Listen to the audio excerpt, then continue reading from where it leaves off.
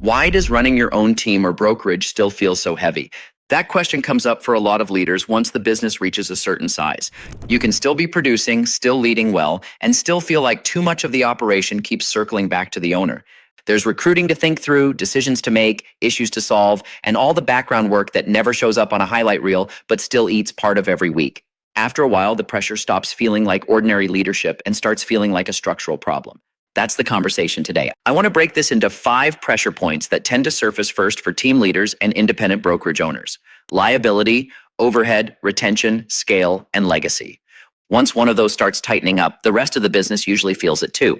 When several of them are pulling at the same time, the entire model can start feeling heavier than it should.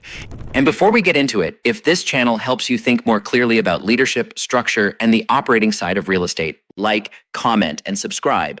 We make these for the people building serious businesses who want cleaner thinking around the decisions that shape the next stage of growth. First is liability and compliance. Owners understand this one immediately because it sits behind the whole business. It follows the file, the approval, the missed detail, the transaction question, and the call that lands late in the day when everybody else has already gone home.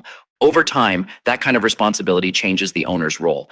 The work starts leaning further into oversight, risk, and review, even when the reason you built the business in the first place had a lot more to do with leadership, production, and building a strong environment for agents. When brokerage layer compliance support, file review, approvals, auditing support, liability mitigation, and broker of record structure move off the owner's plate, the week starts looking different. Brand, relationships, culture, recruiting influence, and client-facing identity can stay with the leader, while the brokerage layer gets carried somewhere else. That shift gives an owner room to spend more time on growth, agent development, and client strategy instead of living so close to the compliance side of the business every day. Most broker owners never plan to become the person absorbing every layer of operational risk in the background. They stepped into leadership because they wanted to build something with direction and standards.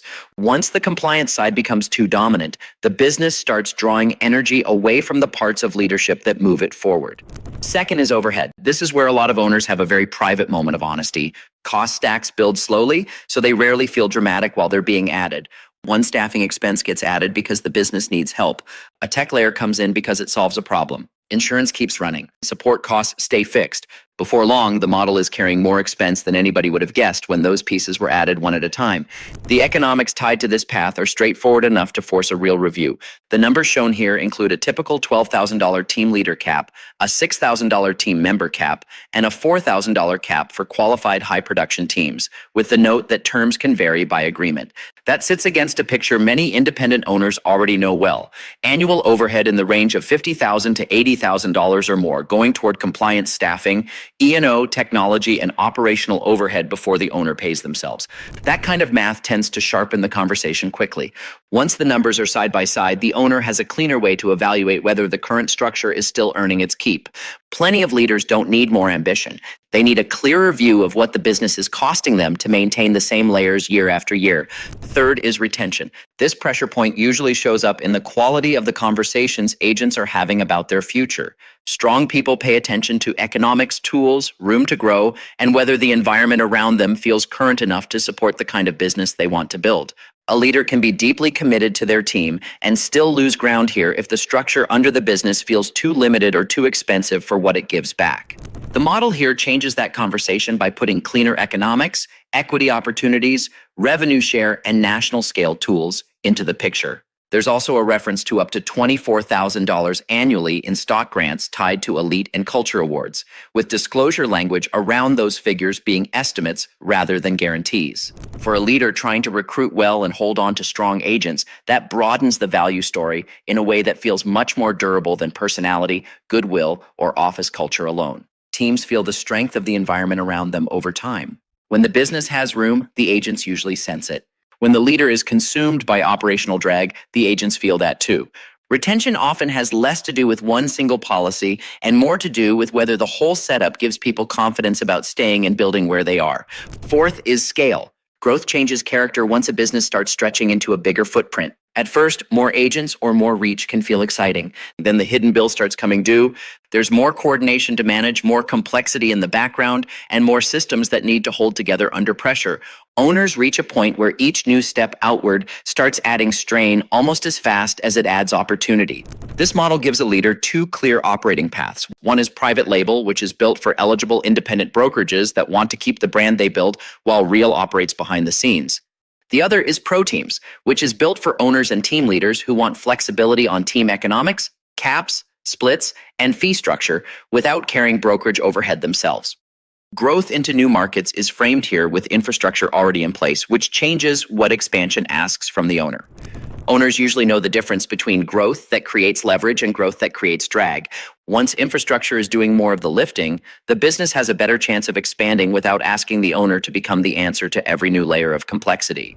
Fifth is legacy. This is the longer view, and for a lot of leaders, it's the most personal one. Anyone who built a business with real culture and real relationships eventually starts thinking about continuity. They want to know whether the business can keep growing after they step back from being the center of every important decision.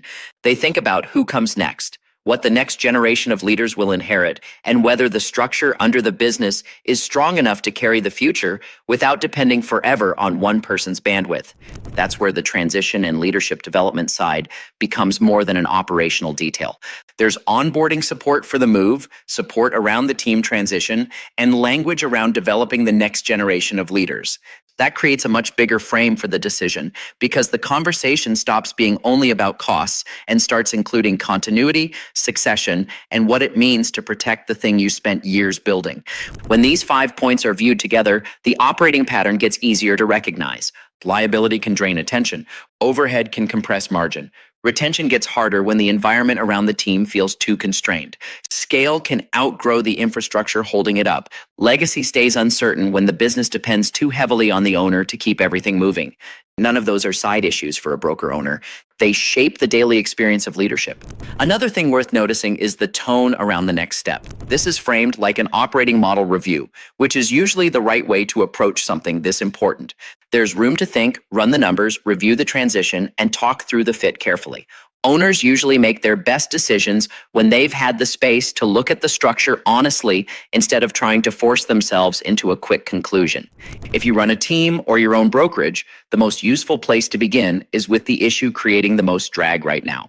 For some leaders, that's the compliance burden in the background. Others are feeling the cost stack much more than they expected. Some are trying to hold on to strong agents in an environment that no longer feels competitive enough, while others are staring at the next phase of growth and realizing the current structure may not carry it cleanly. Once the real pressure point is identified, the rest of the conversation usually gets a lot easier to have. If this was helpful, put the point that hit home the most in the comments: liability, overhead, retention, scale, or legacy. And if you want to talk through whether this kind of structure fits the business you've built, have a conversation with us. We'll keep making videos for leaders who want a stronger operating model, more room to grow, and a business that feels steadier to run over time.